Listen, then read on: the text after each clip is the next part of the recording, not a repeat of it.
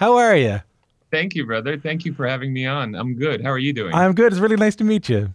Likewise, nice to meet you as well. So let me understand something here. So you were in New Zealand for some of the pandemic, which seems to be the best place to be, and now you're back in the US. I'm just trying to make heads or tail of this. Can you tell me how your pandemic year went? Sure. Yeah, we live in New Zealand part of the year. We got residency there, so we were there in January already. We're always there New Zealand summers, and so the pandemic hit around March, and we were still there. So we ended up staying 9 months there, and we were going to stay longer because obviously the situation in New Zealand has been much more optimal in terms of the pandemic itself, the treatment, the way that the government's handled it, people's own personal responsibility, and no porous borders, obviously. But we decided to come to LA for two reasons. Number one, we missed family. I've got elder parents living in Los Angeles, and we were apart for a long time, and I was worried about them. And two, because there was the war that was started in Artsakh, and there was a galvanization of the Armenian community worldwide, and we felt a bit isolated in New Zealand working and on fundraising and media and stuff like that. We wanted to be within the kind of warm confines of the Armenian community in Los Angeles who were doing the same thing we were doing. Does it feel a bit like the future there? Um, a little bit. It feels like the past and the future simultaneously. I say that because I think the cleanliness of the environment is the past. Natural, very organic landscape and clean air, clean water. That is the past. But in terms of direct democracy, it's very much like Canada. Yeah. In terms of the governance and the setup and the national health system, and Canadians feel extremely at home. I've met a number of people going from Canada to New Zealand and staying there or living there or working there, and it's very much like Canada. But yeah, just it's that's a good question. It's the past and the future in some ways. Well, I'm excited to talk about the new EP. Take a listen to a little bit of this. You move me, make me out of the water, make me out of the water, make me.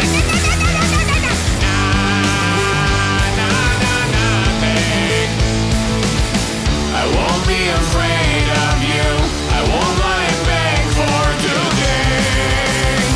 Right away. No more fun and games for you. I don't need to sacrifice my day. Not this way. That's a little of the title track from Serj Tankian's new EP, Elasticity.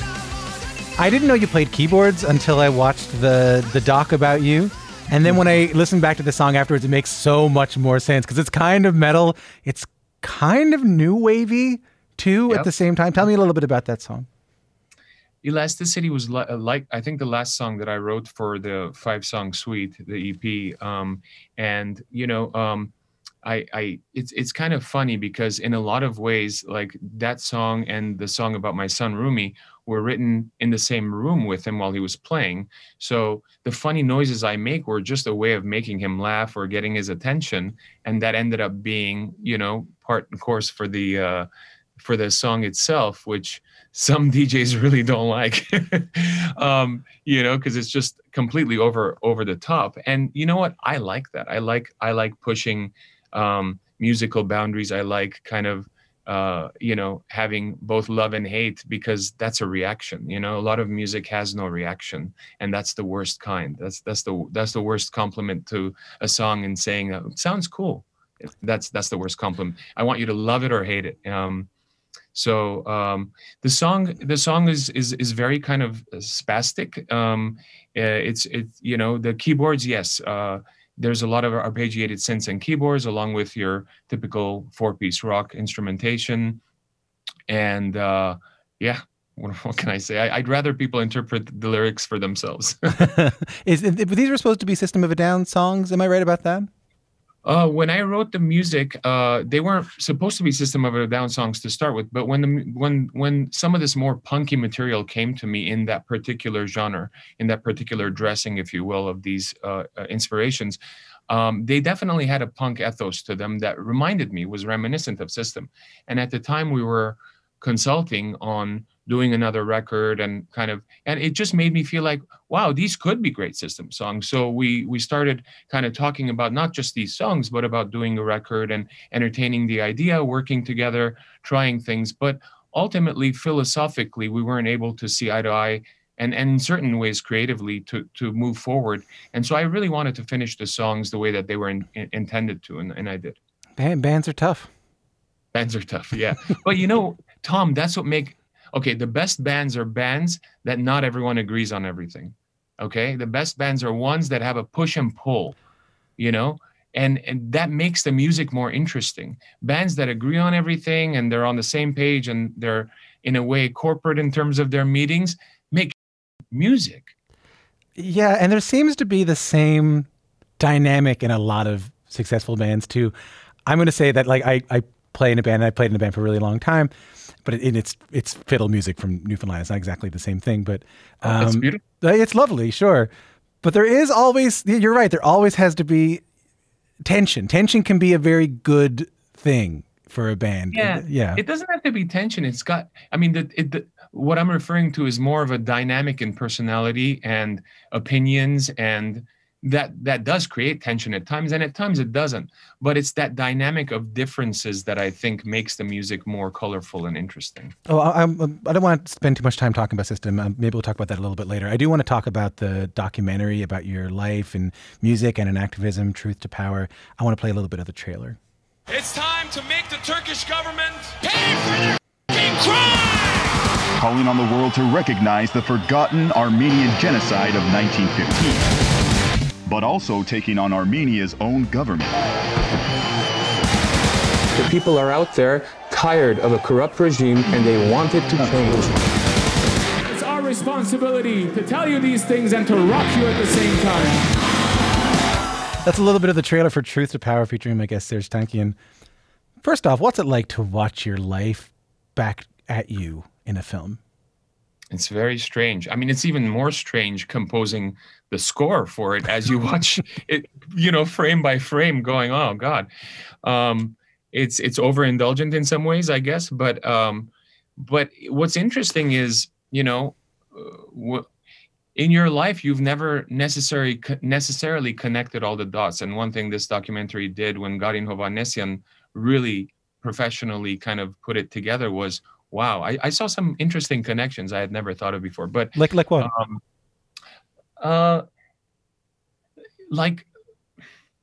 Like the experience that I had doing many things in my life before music, how it enriched my experience now in terms of what I do, my professional working ethic, my outreach, my ability to communicate properly, my the activist I was before becoming a musician that I still am today. And what that music's done to my activism, how it's kind of spread it around and made, given me a loud bullhorn, basically, as an activist. I kind of had some of those realizations, but not in the same width as I do now. It's quite interesting. Yeah. When did you first realize you had the loud bullhorn at all as a musician? Like, when did you realize I can do more than just sing songs here? 9/11 in the U.S., because the day after 9/11, I posted an essay called Understanding Oil, which was my way of trying to understand how something like 9/11 could have happened to the U.S. And it basically dealt with foreign policy decisions of the United States in the last 50 years. It dealt with the need for multilateralism versus unilateralism, Bush Jr. and what he was doing and all of that. It's a very sober kind of reading into what was going on. But at the time, there was so much reactionism, so much hurt, and so much blame that it became it was, we got attacked. You got banned from radio stations. Attacked. Yeah, people weren't going to book you. Yeah, we got banned. Our single at the time, Chop Suey, was banned off the radio. Clear Channel banned the whole. But it wasn't just us, to be fair. It was every Rage Against the Machine song, Lucy in the Sky with Diamonds, because it had the word sky in it by the Beatles. So it was a big blanket censorship kind of thing, which looking back now was weird. looking back, you're like, why would we do that? Like, that's so weird now. But at the time, again, there was a lot of stuff. I was on the Howard Stern show defending my words, and there was all these attacks. We had to take the thing off my essay off the air, off the website, etc. And the band sent me down. They're like, "Are you trying to get us killed, bro? What are you doing?" And naively, I was just like, "But it's the truth." And they're like, "Who cares?" Like, yes, it is the truth. I mean, they didn't say who cares, but in that manner is like, I was so naive to think that just because it's the truth, it's okay to say it any time. And I'm still that naive. Yeah, I guess that was my next question is, what did you learn from something like that in the short term, like in the couple of months after that? And what did you learn about that in the long term, like the 20 years from that?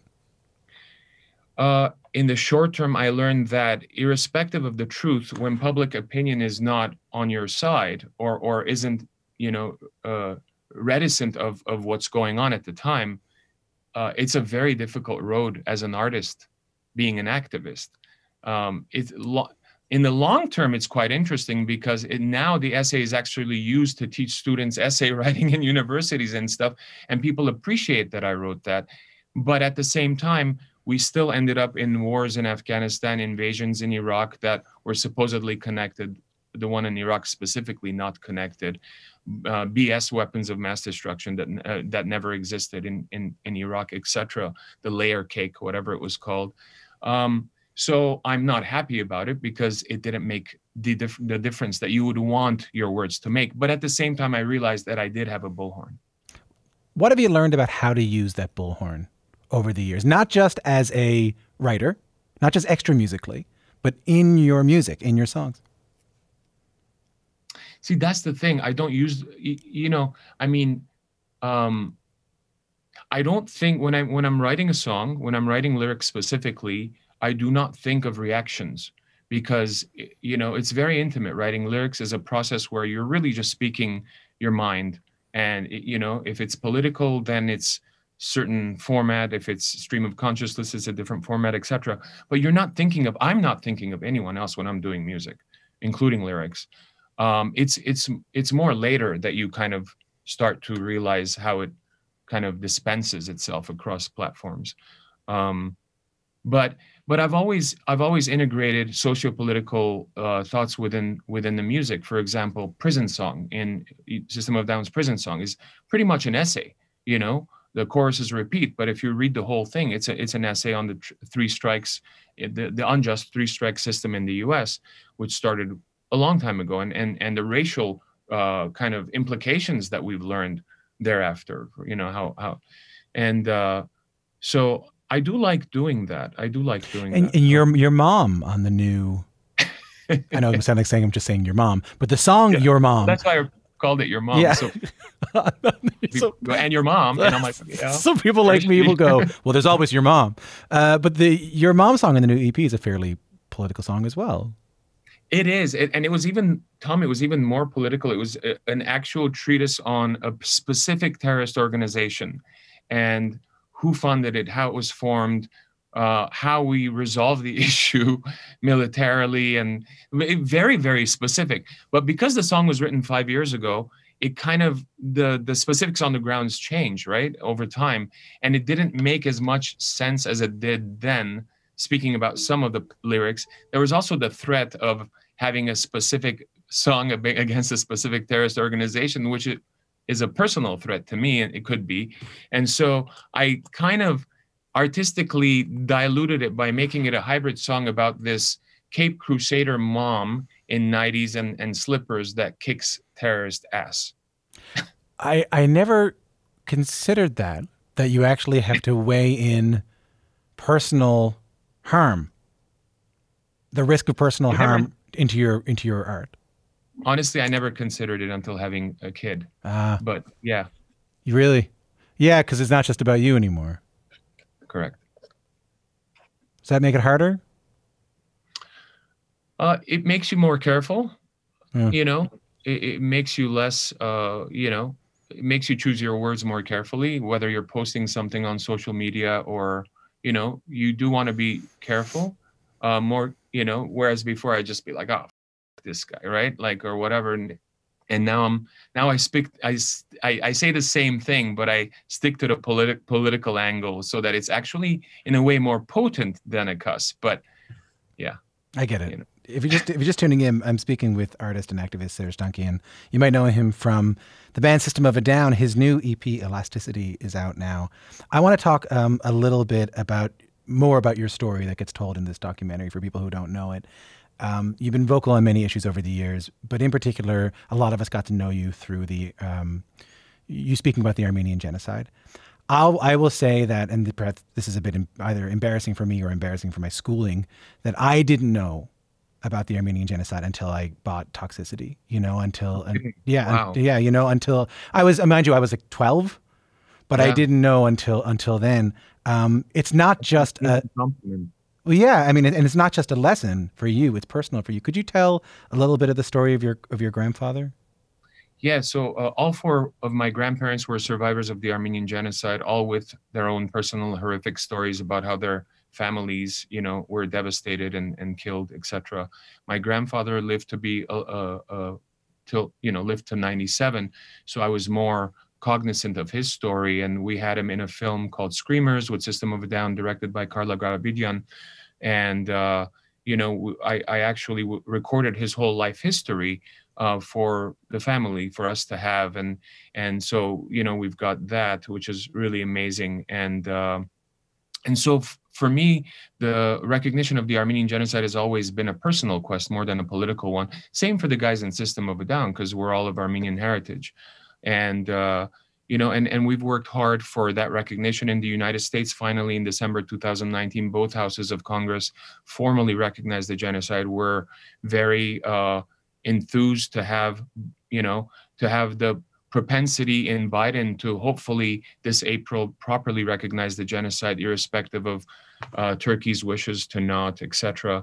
We're very thankful that obviously Canada recognized the genocide many years ago, Canadian Parliament, and has always been truthful with history, its own history, and Armenian history. I want to talk a little bit about that recognizance in just a second. But first, in the film, it shows System of a Down performing in Armenia for the first time. I think it's 2015. Am I right about that? What was that like for you?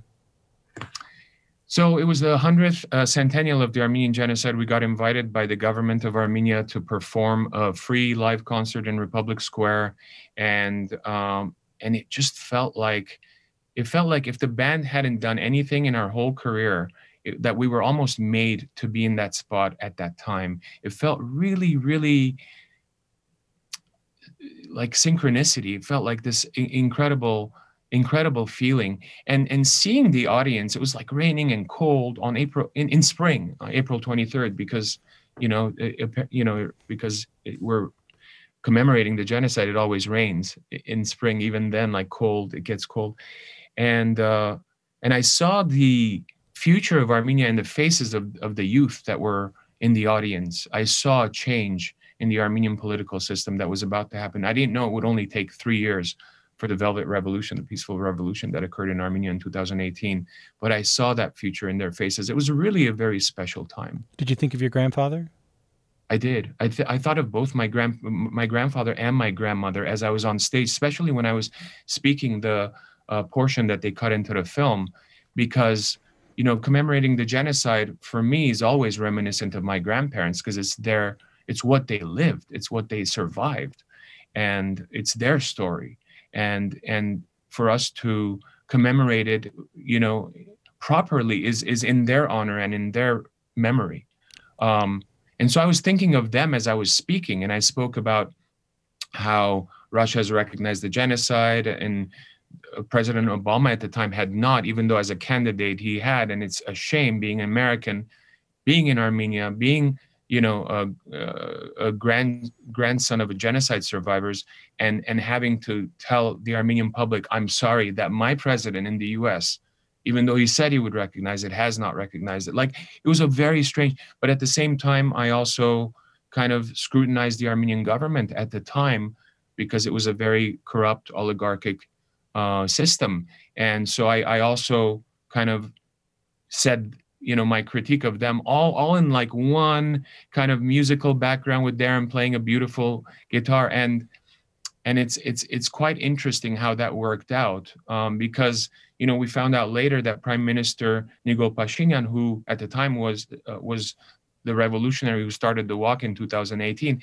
him and his wife Anna were in the audience at that square, and he told me later on, as you'll see in the film, we thought if you can bring 50,000 people here, we should be able to bring a bunch of people to kind of, figure out a new path forward for Armenia. And that was really moving. That was really moving. And I don't want to say that the work is done, because obviously the work is not done. And you were just talking about Joe Biden. But great strides have been made from the very beginnings of this band, where you started talking about the Armenian genocide. Nor do I want to say that it was rest solely on your shoulders. It has been a worldwide movement.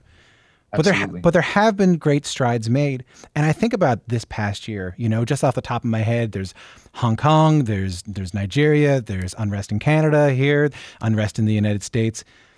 What do you say to artists who might be wondering how to make that kind of tangible change that you were really able to make? As an activist, it's very unusual for you to see any fruits of your labor in your lifetime. Most of what you do because you believe in something and you follow that path and you don't think about it. It's rare to actually have that, but it's possible. And look, it's not an easy road to be an activist artist, because as you'll see in the film, there's you get a lot of shit, people that will disagree with you, and they'll tell you just shut up and make music and stop talking about things you don't know when they disagree with you. That's been happening to me for 25 years. Online, the whole social media world has made it even more pronounced, but you kind of take it with a grain of salt, and you do your best research, and you do, and you really, really put yourself out there, but you stick by it. You stick by it because it's the truth, and the truth is worth fighting for every time. I have sort of a broad question that might be a bit unanswerable, but you have two interesting perspectives on social media, right? You have, as a musician, how social media, there are definite positives. You can create a bigger community around System of a Down. You don't need MTV anymore. However, there are negatives. People are going to tell you to shut up and sing. Same with activism. You look at something like the Arab Spring, you look at something like they were able to galvanize and create movements out of social media, but now we're looking at the downside of it. So just broadly, how are you feeling about social media being a net positive or negative? It is exactly what you said. It's got kind of both extremes. I'll give you one example. Facebook finally changed its policy toward the Holocaust and said that if someone's a Holocaust denier, we will take down their website. And they hadn't done that, irrespective of the Jewish community around the world asking for them to do that. Now, they still haven't done that for the Armenian genocide, So there's still a lot of work to do with social media. I think these social websites have a lot of power. And going back to your beginning of your question, as artists, yes, we have the ability to disseminate information directly to our followers through our social pages, whereas before we'd have to go through publicists, channels, etc., label, and that's a beautiful thing to be able to reach that kind of people. But the IP is owned not by the artist; it's owned by the social media companies. So you can build millions of followers and one day lose them because you don't own that, and it's a very weird situation. I think parts of social media are good, and being able to see a friend's kids grow up in another country that you haven't is so convenient, obviously, and parts of it are horrible because I think people abuse it, the keyboard warriors and all of that and judgment, and it's not what human interaction would be in person. So I think in some ways I'm really sick and tired of it. I'm planning on closing down a couple of my pages as we go along end of this year. Really? Because I'm just, yeah, I'll take the hit. I don't mind. I mean, mostly I'm doing composing. I'm putting out, a bunch of music this year and stuff, but mostly I'm doing composing and soundtracks, and it comes to a point where it's just may not be worth it. Yeah, it does your head in too. Yeah. I find, maybe I'll just keep one. My guest is Serj Tankian. His new EP, Elasticity, is out now. A documentary on his life and work called Truth to Power is out this April. I got to mention this before we go. Metal Hammer magazine just published their list of the best metal songs of the 21st century, and this song was number one. Wake up! Wake up! Grab brush and put a little makeup. I discuss the fade away the shake up. Why'd you leave the keys up on the table? Here you go, create another fable. You wanted to. Grab a brush and put a little makeup. You wanted to. I discuss the fade away the shake up. You wanted to. Why'd you leave the keys up on the table? You wanted to. Well, I don't think you trust in my... That is the song we were talking about a little bit earlier, Chop Suey by System of a Down. Number one on the best metal songs of 21st century. What do you make of that? An incredible compliment. Thank you, Metal Hammer, obviously. And, I think it's incredible how people have, loved that song and what it's meant. And that was the song that was banned right after September 11th, a week where we had the number one Billboard record in the country, in the US. Very strange times. And that's the weird thing about the song. And everyone's like, wow, that's the number, great. But it reminds me of that horrible time. It's a great song that reminds me of a very stressful time. Because of 9/11, the reactions and what I dealt with as an activist musician, as an activist artist.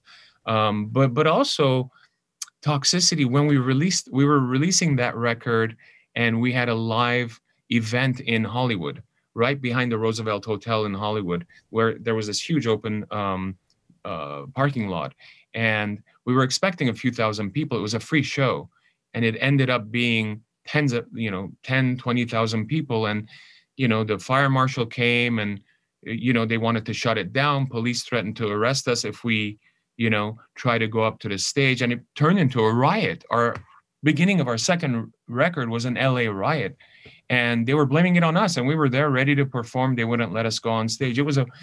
So what I'm saying is the music's incredible, and timely, and I'm glad people connected to it. It's a huge compliment, but it reminds me of some really tenuous times. Interesting that the tenuous times were happening at the same time as pretty much the biggest commercial explosion for you at the same time, right? Because, Toxicity, that record was the record that, I heard, and I, on an island in the east coast of Canada, knew how to play Chop Suey and Toxicity and Aerials and all the big singles. So it was obviously getting huge. Like, your life was changing. It was getting bigger. It was every band's dream, while at the same time you were getting banned and there were riots and threatened and all of this other stuff. Yeah, we were on tour the week after 9/11 with the TV showing like red and orange, different danger signs and signals, and George Bush getting on TV and saying there might be other terrorist attacks, and people hating on us because of our fans loved us, but there was a lot of people that hated on us because of the comments, the Understanding Oil that we posted online. It was troubling. I remember playing in Continental Arena in New York, right across the bridge between New York and Jersey. It was our New York show, quote unquote, week after 9/11. And I remember waking up on the bus and walking down the little driveway into the, loading zone of the arena, and there was no one there. And I walked straight to the dressing room, straight to the stage. I called management and I'm like, it's a week after 9/11. We're being threatened. The whole world's being threatened. Live venues are being threatened, and there's no security in at loading. Get some dogs in here. It was scary times. Scary times. Like scary and like what an up and down. Because at the same time you were like, well, this is just going to change my life. This is the record we've always wanted, Tom, I wasn't thinking of any of that, honestly. Oh, okay. Of course. Yeah, understandably. Thinking, this is great. People were like, your song's doing. I'm like, great. Do we have any dogs? Yeah. I'm sniffing dogs. Am I going to get killed? Yeah. It was survival mode. It was fighting as an activist to kind of not swallow your words and be, and be strong and there's been many times in my career where I've really had to be careful because, there's some of these threats, I think that's the beauty of the film, Truth to Power, is that's what I was interested in. When Garin Hovhannisyan and I were sitting down talking about what kind of film do we want to make, we could do a lot of expose of the art side, the music side, the backstage side, the rock star side. None of that interested me. The bio didn't interest me. I wanted to see what the activist went through from a time where he didn't have the megaphone to a time where he did, and the repercussions and the good stuff and the bad stuff. Any chance of System of a Down being on the road when this pandemic is over? Yes, there is a chance. I think we still have a few shows in LA that are still booked that we've pushed to October. The European festivals, I think, went away this year that we were going to play this year and last year. So we will see. Yeah, we will see. Time will tell. I'm glad, I was nervous about it for a while, I mean, I don't, we don't have to get into it, but you never know with bands, and you never know with people having different personalities and all that. I'm glad you guys can still get on stage together and all that. More than that, Tom, we were able to get together and write 2 songs during the war in Artsakh that, and we donated the proceeds to the Armenia Fund, which is a large nonprofit NGO in Armenia and the US for humanitarian and prosthetics for soldiers that had lost limbs and soldiers that were burned from white phosphorus chemical weapons dropped by Azerbaijan. And so, we were happy to do that, and we galvanized immediately. It was all this time of not being able to make music together and thinking about, our artistic way forward, our philosophical way forward. When it came to doing something for Armenia, we were on the same page immediately. And luckily, Darren had a song that fit the theme, and we all jumped on it, did our parts, and we put out 2 songs, Genocidal Humanoids and Protect the Land, and made the videos. And it really made a difference, because when Azerbaijan, Turkey, with their Syrian mercenaries attacked the Armenian people of Artsakh, they not only attacked with military, they also attacked with disinformation, bots, social media bots. And so they created false parity in majority of the press around the world, saying Armenia attacked rather than them admitting that they attacked, which is the truth. And it's prevalent now, obviously. And so our videos and our music also acted as kind of, telling the truth and getting that truth out there against that disinformation. So I'm really proud of that. It must have been as rewarding as you were saying to get back to that community. Absolutely. Yeah, absolutely. I bet. And I'm so glad that when it comes down to it, you guys can still get together, and when things are more important. Exactly. Yeah. It was more important than us, so we galvanized and we were able to do it. I'm really proud of the guys, honestly. Yeah. We're going to go out on a song from the EP. We're going to play Rumi. Can you tell us a little bit about it? My piano's in the house, not in my studio. So every time I'm writing something on it, it's where my son's playroom is, and he's playing with his cars or blocks. And at the time, he was a lot younger when I wrote that song. So he would be making noise while I'm playing piano, and I would try to interact with him by singing to him and mentioning his name. And that's how the concept of the song started, on piano with beautiful lyrics about him.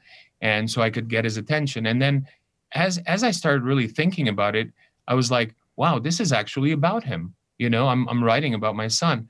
And that's kind of, most artists don't get that intimate, right? And there is a danger of that as well. I realized that. And at the same time, I wanted to pay homage to the poet, the Sufi poet Rumi, who in the 1200s, he's the largest read love poet in the world. And that's why we named our son Rumi. And so the song became a hybrid of the poet Rumi's message of love and universal values to the world, and a father's message to his son. Serj, it's been such a pleasure to talk to you. Likewise, Tom. Thank you. Thanks for having me on, bro.